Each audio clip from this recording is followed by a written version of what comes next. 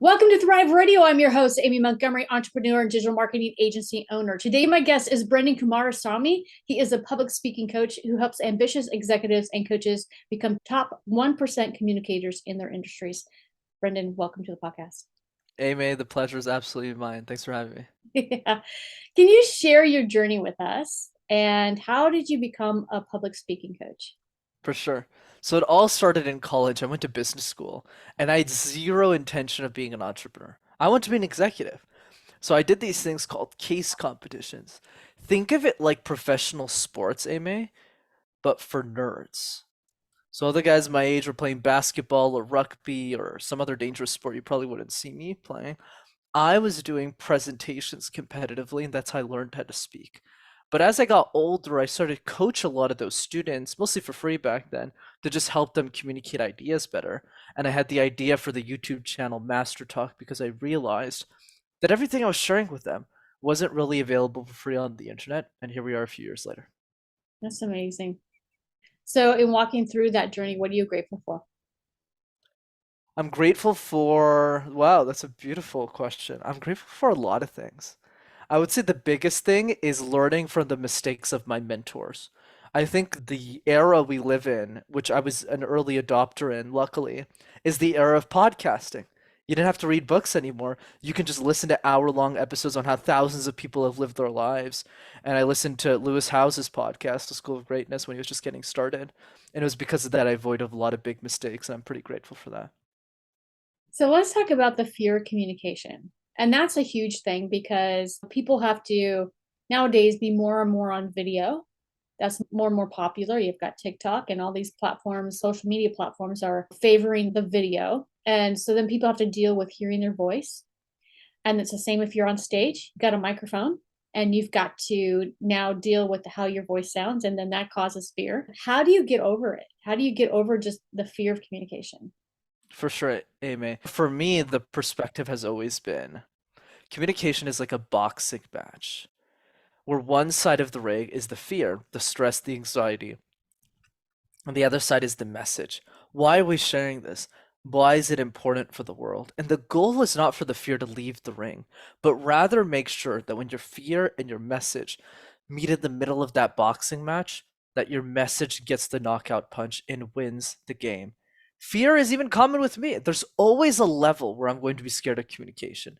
It's just the level is different. If me and you are getting lunch and Elon Musk calls me and he goes, I really liked your podcast that you did on Thrive Radio with Amy. It was really good. And I liked the YouTube channel. Can you coach me? I'll pay you $1 million. Would I be afraid? Yeah. It's a different level for other people. So we shouldn't see it as something we want to remove, but rather as a dichotomy to manage, like in that boxing match analogy. That could happen. We had his leadership coach on the podcast. Elon, if you're listening. So, is there any way to pitch business ideas that are well received? How do you do that? Absolutely. So the best way to present a business idea I found is to understand that the best way to explain the future is to first compare it to the past. What do I mean by this? Let's take Netflix and Blockbuster as an example. So sure, has Netflix done a lot of things to revolutionize streaming technology and change the landscape of entertainment? Sure, but the customer doesn't really care that much about that. The way he communicates Reed Hastings, the CEO of the company, is he goes, "Are you tired of waiting in line for hours on end to get a film that isn't even at your local Blockbuster store? And then on top of that, when you rent out the video and you come back home, you forget to return it, so you incur so much late fees and you spend and waste so much time getting to and from that store. Is there a better solution?" That's what we're presenting Netflix. $10 a month. You get unlimited TV channels, shows, movies, and on top of that, there's going to be new content that we'll be adding to the library every month. It's an irresistible offer. Whereas what a lot of business owners fail to do, Ame, is they forget to compare their idea with what exists currently today and why your version of the business is better than what exists already.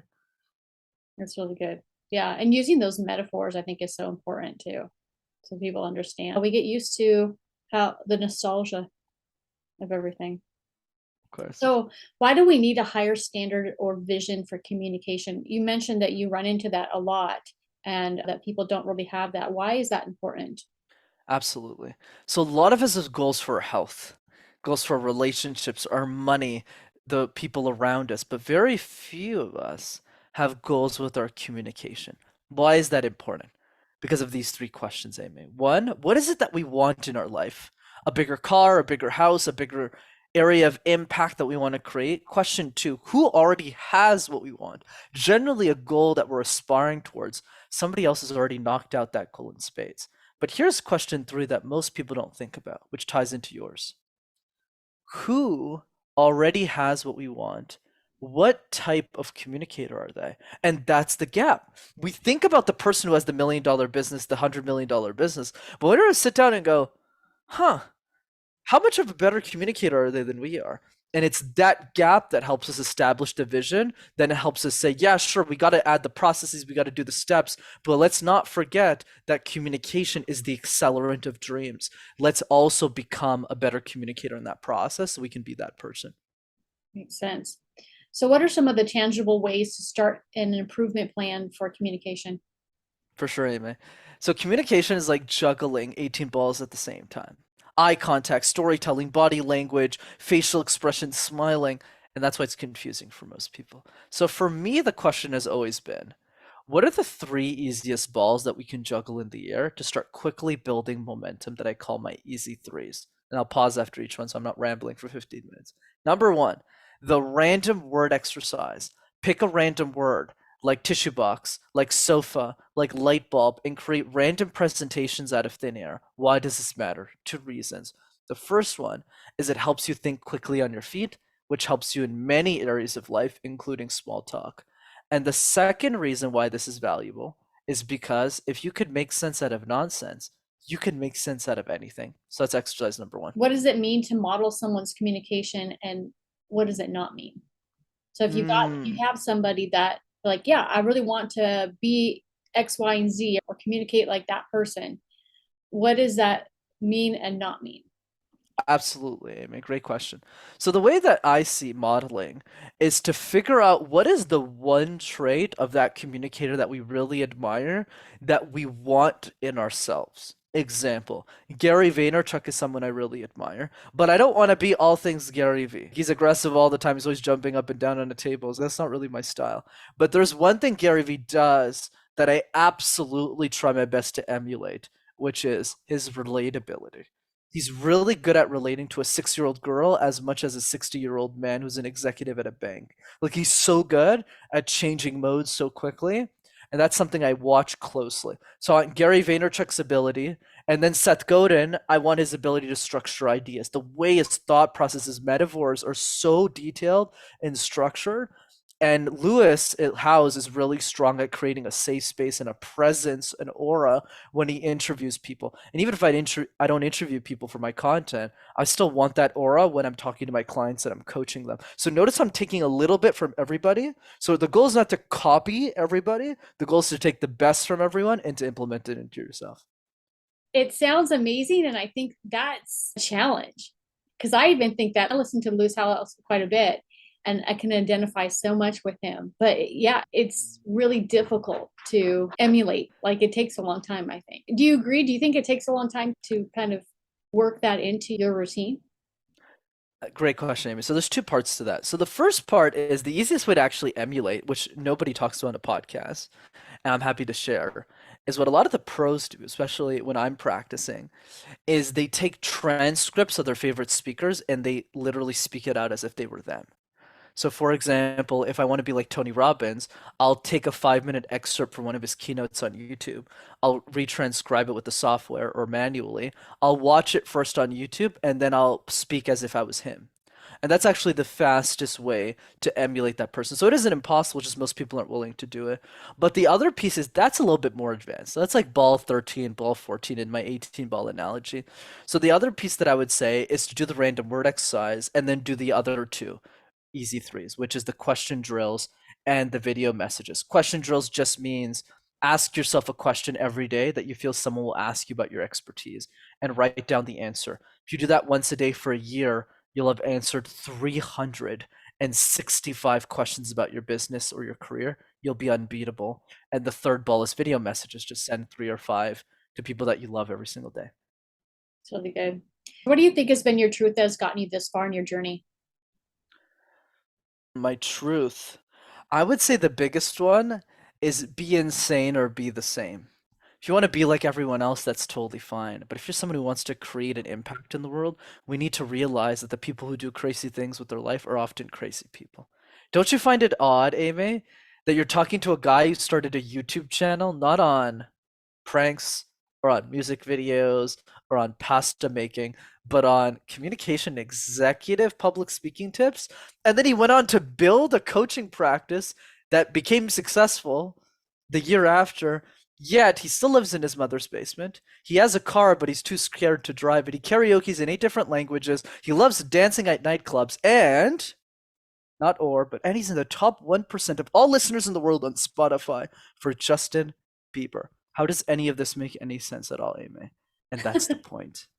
When every decision in your life makes sense to the only person that it should, which is you're probably doing the right thing. I love that. So, can you share some of your client success stories? Yeah, happy to. I would say the big ones for me that stand out are often people who have revolutionary ideas in technology or in life, but are too scared to voice it. So think of the PhD scientist who's built this amazing product, this amazing service, but doesn't want to share it out and is afraid of people. Those are often the best transformations because they're already smart people. It's more about giving them the conviction, the courage, and more importantly, the vision around their communication that they don't see for themselves. And that's why a lot of my C-suite clientele, those are the people who make me the happiest, not because it makes me more money, but because it helps me create more impact for them and create that magnitude of ripple effect for the world. It's great. So, one last question. If you were able to give yourself one piece of advice when you first started out, what would it be? Besides be insane or be the same, I would say ask one hard question about life every single day and you'll never be the same ever again. The challenge with most human beings, Amy, is they're not willing to sit with themselves and ask the hard questions. I call them 80-20 questions. We all know about the 80-20 principle, where the 20% of the actions that lead to 80% of the results. So my version of this is what are the 20% of the questions that lead to 80% of one's clarity in life? I'll give you three to not overwhelm people. Number one, if you had all the money in the world, how would you spend your time? If I could retire you right now, you didn't have to work anymore. So what do you do with the rest of your time? A lot of people don't know the answer to that. Question two, if you could only accomplish three things in your life and only three, what would you want those three things to be and why? That allows you to focus. I call it the focus question. And finally, number three from Devon Bandison, what's a goal or a dream that you secretly gave up on and never told anyone about? Think about that one too. It's really interesting. It gets me thinking. Yeah, because generally I'll focus on just reading a ton of books and then challenging myself in the books. But those are some really good questions to ask yourself because they're a lot more focused, I think. So, Brenden, if there are people that are listening that would love to work with you, what's the best way to contact you? Absolutely. It was such a pleasure to be on your show. Thanks for having me. Two ways to keep in touch. One is the YouTube channel. Just go to Master Talk in one word. You'll have access to hundreds of free videos on how to speak. And number two is my free communication workshop. I do a free one every 2 weeks that's live and interactive over Zoom. If you want to jump in on that, go to rockstarcommunicator.com. Perfect. And I'll put all your links down below. Thank you so much for coming on today and sharing your expertise. Pleasure was mine, Amy. Yeah, definitely. And if you're listening, you want more information about this podcast and upcoming shows, you can visit acalltothrive.com. Thank you, everyone, and have a wonderful week.